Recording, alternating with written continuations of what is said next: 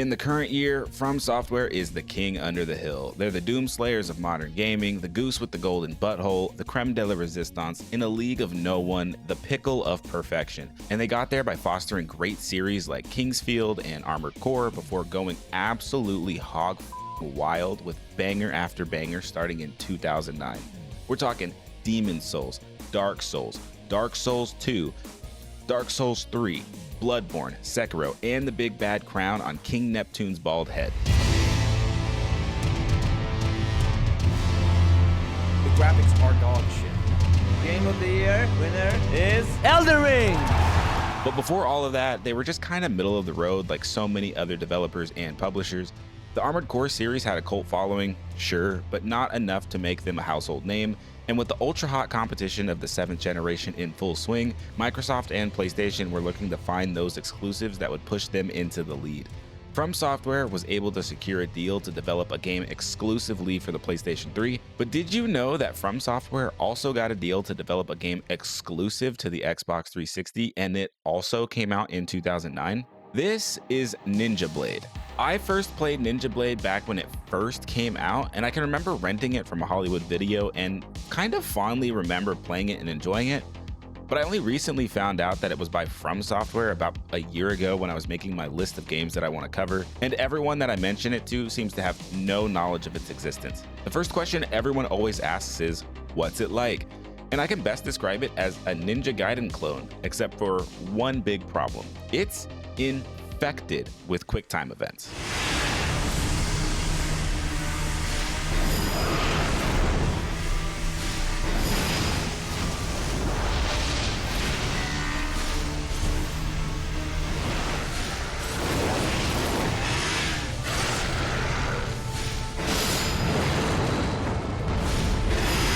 Before we dive into the review, a massive thanks to my channel members for supporting me. You can join these Master Ninjas on screen for only $1 a month. Ninja Blade released on April 7th, 2009 here in North America to absolutely no fanfare. And it's kind of hard to think to all the way back then, but no one really gave two shits about what FromSoft was doing at the time. It's not like it is today whenever they announce any new release. And one alone. Holy f***, I'm coming! Ninja Blade was made by a development team that notably did not include Hidetaka Miyazaki because he was busy making Demon's Souls at the time. Instead, this comes to us from the same team at FromSoft that made the severely underrated JRPG Enchanted Arms. When Ninja Blade came out, IGN scored it a 6.5 out of 10 with the tagline, "A poor man's Ninja Gaiden." And yeah, they're right. I know this because I just got through Ninja Gaiden Black about a year ago and I made a full hour-and-a-half long edited playthrough. Now, I can definitively say that Ninja Blade is what your mom means when she says that you have Ninja Gaiden at home. You play as Ken Ogawa, a modern-day ninja on a squad organized to cull any outbreaks of these parasitic worms that infest humans, mutating them into massive, horrible abominations. These alpha worms, as they're called, were of course found in Africa because black people, am I right? Unable to prevent the spread, the governments nuked the area and swept the whole thing under the rug. But of course that didn't work, so Ken and this squad of ninjas are sent to Tokyo where the alpha worms are trying to take over the world. Of course! If the ninjas can't save the day, the secret government agency that runs the world from poorly lit rooms will fire a laser to destroy the city. So Ken and his squad, led by his father, jump from a plane without a parachute down onto the city. But before you get into the fighting and the action combat, you get to experience the one thing that screams late 2000s gaming. Totally unnecessary, but incredibly epic sequences of QuickTime events.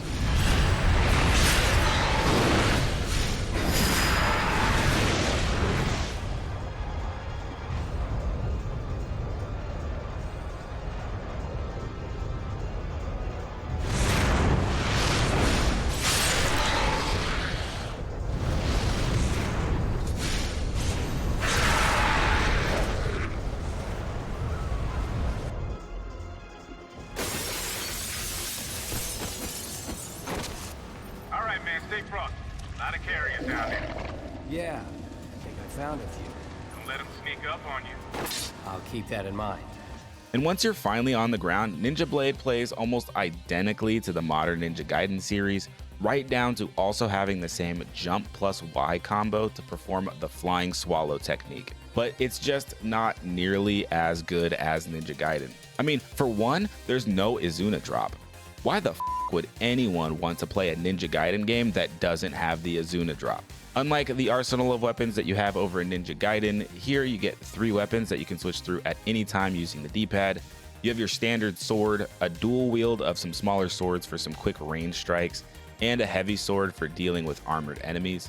The twin blades and the heavy sword actually get used in platforming, allowing you to mash A to break destructible walls or use the grapple wires to reach distant platforms. And speaking of platforming, just like Ninja Gaiden, you can wall run, you can jump between walls, and you can perform mid-air attacks after jumping from walls. You also have access to ninjutsu, which in this game is tied to your chakram, and it's really lame. 3 options are available. You've got wind, fire, and lightning. The wind ninjutsu spins the blade around you and it puts out fires, whether those are environmental hazard fires or the fires that are on flaming enemies.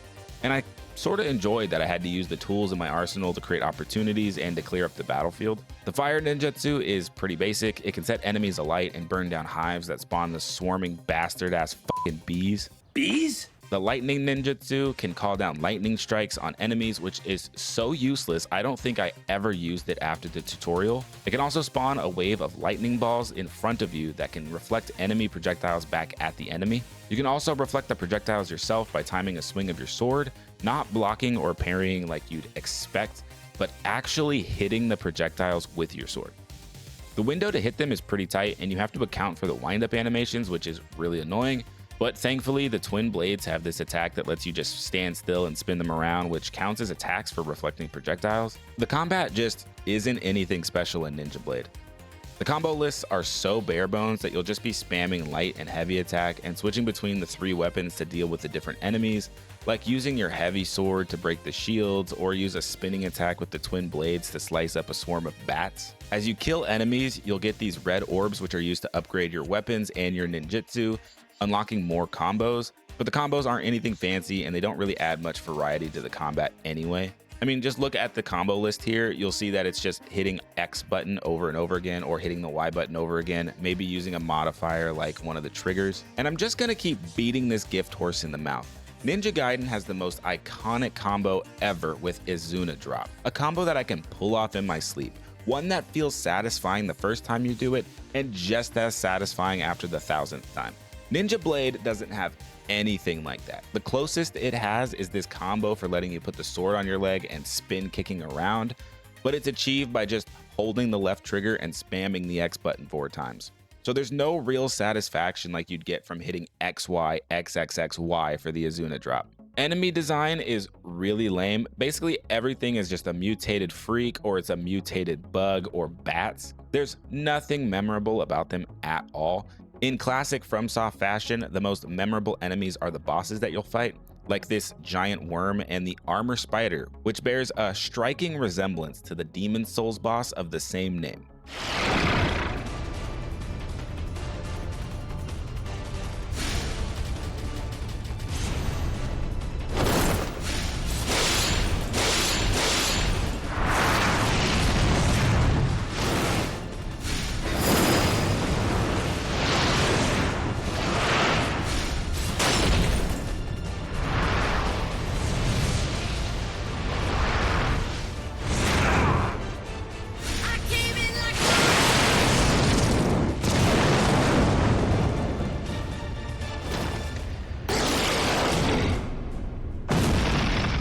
By this point, you may be wondering why the main character is wearing this ridiculous neon rave outfit. Well, that's because there's a character customization screen between the missions, and it gives you a ton of control. So I just had a lot of fun playing with the RGB sliders and making the most garishly hideous ninja outfit that I could find. And thankfully, it translates into the QuickTime events and the cutscenes, completely removing any seriousness from the scene. The QuickTime events are somehow the best and the worst parts of this game at the same time. I've always leaned that they can add a sense of interactivity and connection that you don't get from a traditional cutscene. Games like God of War and Azura's Wrath and even Yakuza implement it pretty well, either to make you feel like a literal god or to just kick back and relax with some sweet tunes. ダメよダメなのよあんたが好きで好きすぎて Ninja Blade has those awesome moments that make you feel like a goddamn epic ninja master. How could anyone say anything different when there's a scene of you riding a motorcycle across debris that's flying through the air, then front flipping to throw the motorcycle at a giant worm before throwing a kunai into the fuel tank to make it explode a nearby fuel tanker to destroy the worm? Okay, you slimy bastard. Pucker up!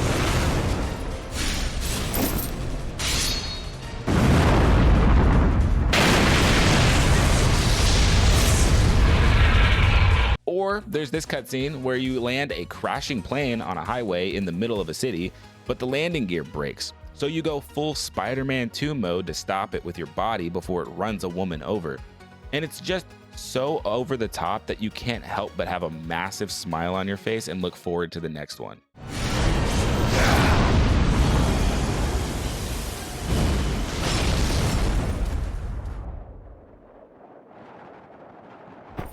But as always, QuickTime events are a double-edged sword, and they can also really drag a game down. From the completely pointless QuickTime event prompts in Mortal Kombat X that have no consequence, to the incredibly infamous use by Call of Duty to force players to press F to pay respects at a funeral. For every motorcycle thrown at a worm or landing of a crashing plane, there are multiple more times that are purely frustrating and, dare I say, annoying, like this. Every time you enter a QuickTime event sequence, the camera snaps to a flash of Ken's eyes with a sword drawing sound effect. This happens every single damn time. It wears on you after about the 5th or 6th time. The other problem I have is with the button prompts themselves. For some reason, there's this text that pops up just before the button prompt. It'll say something like attack or jump or endure. It's really deceptive. For instance, it might say attack and then show the X button, then the next prompt is attack and it's the Y button, or it'll say jump and you'll need to hit the joystick up. Sometimes you have to hit the A button when it says jump. It's never consistent, and that very perceptible delay when the word is on screen before the button is shown is just enough to trick your brain into hitting the wrong button, which kind of brings us back around to the worst part about the QuickTime events. There's absolutely no consequences for failure. They didn't even animate any death sequences or failure states if you miss a button prompt. Instead, it just rewinds the cutscene back a few sequences and you'll do a chunk of it again.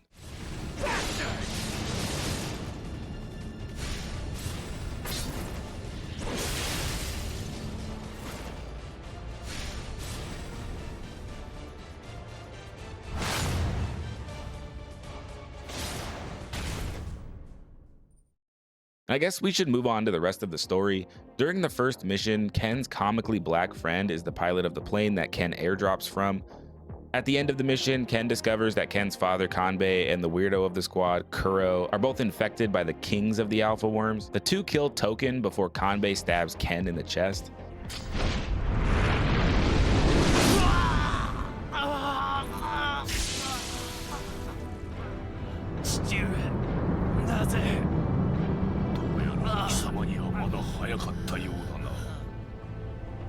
Ken wakes up to find that his father missed his arteries by only millimeters, something that only a master swordsman could pull off, thus revealing that his father must still be in there somewhere. It's also revealed that the sword he was stabbed with is called the Ninja Blade. He said it! He said it! Ken goes on several missions to eliminate the big boss monster threats and take down Kuro and his father. As the infection rate rises to nearly 100%, as noted by this number in the pre-mission screens, Ken finds his father and they battle it out. Ken unlocks the full strength of the Ninja Blade to defeat his father. When Ken finally defeats Kanbei at the top of this tower, the worms yoink him off and he becomes this giant sprawling tentacle monster that destroys the city before turning into a giant glowing-eyed version of Kanbei.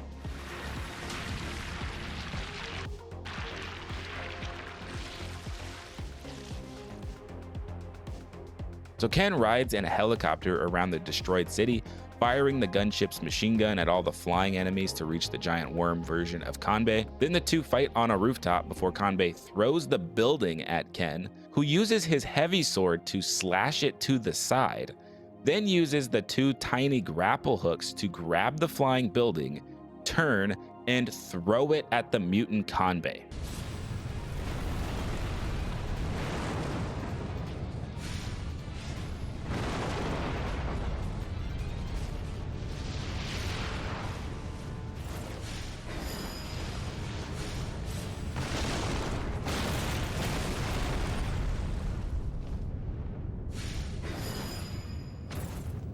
Where are you going?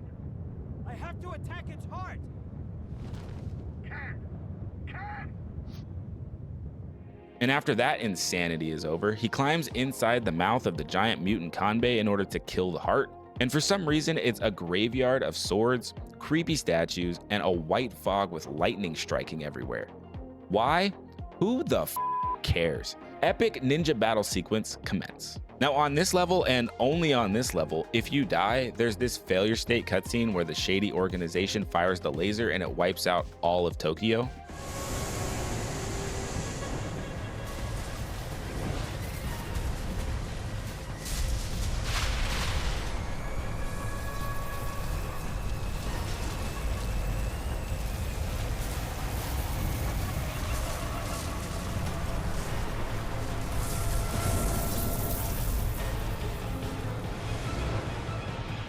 But of course, once you're able to kill Kanbei here, he reveals that Ken has done what he was born to do. And oh yeah, I forgot to mention, Ken has this special blood that's toxic to the Alpha Worm, so the Alpha Worms can't infect him, and that's where he got the power to unlock the Ninja Blade. And with a final cutscene showing the Hive dying off, one that's filled with the ridiculous outfit that I've dressed Ken in, the game just ends. It ends. Then they give you a few text screens that say that the official reports about what happened in Tokyo attribute all the damage to the big one, the earthquake that's been predicted for years. Yeah, okay, good luck keeping all of this a secret. Like, how the f do you think they could have hid all of this? And then there's this random ass post-credit cutscene where Ken says that he has some personal business to take care of for his father. Then we see him hanging out on some random rooftop. We hear a sword slash, see the yellow orbs floating around as if he killed an enemy. Then Ken sheathes the blade and he walks towards the camera and the game ends.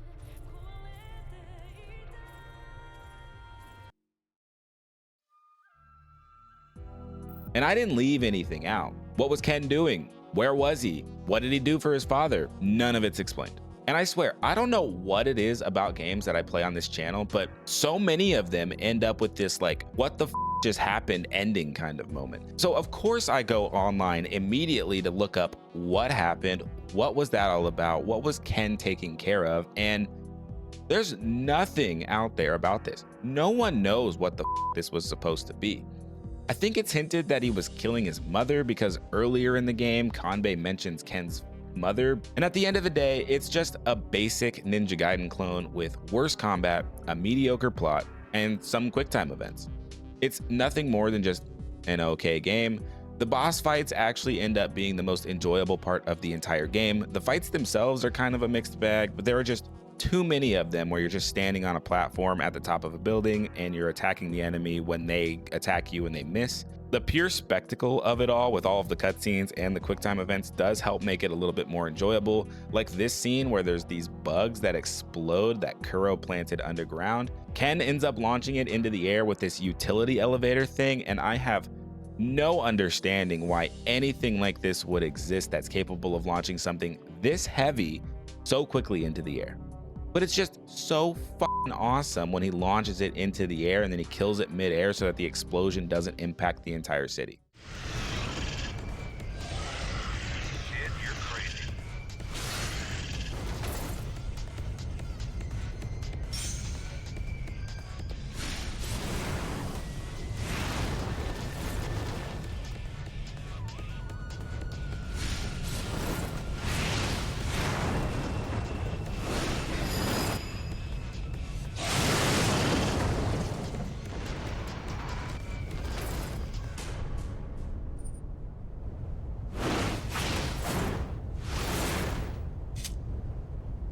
Not as crazy as the bastard headed your way.